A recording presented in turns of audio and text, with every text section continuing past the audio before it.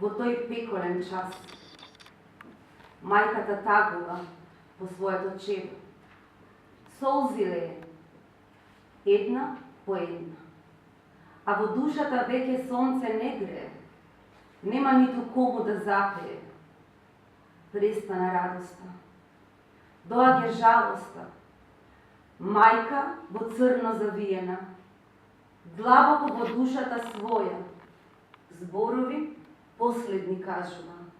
Во октомври умираат само ангелите. Денот на смртта на Тоше повод да се овековечи и 4-годишниот помен од смртта на најмилото, на собственото дете. 4-годишната длабока тага и болка мораше да се излее некаде, за да се продолжи да се живее.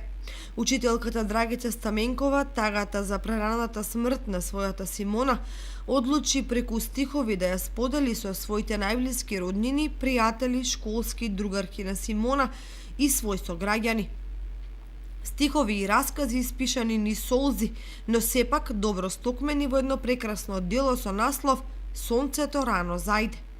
Се борев со чувствата и решив сето тоа да го ставам на оваа парче хартија.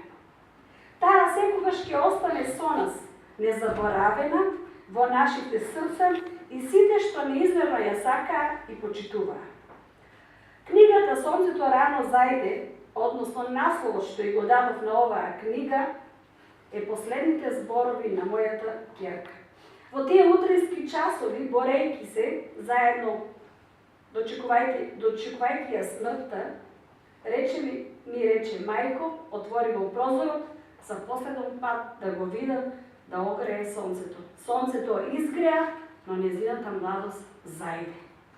Зарем има нешто потешко од загубата на најмилото, но секоја чест на храброста на оваа мајка да смогне сили и ликот на нејзиното девојче да го овековечи во еден убав спомен. Оваа книга е елегија за загубата на најмилото. Со својата внатрешна разбранетост, авторот мајка ни го пренесува на еден експресивен и вознемирувачки начин своето неспокојство и таговно воспевање на споменот за загубеното дете.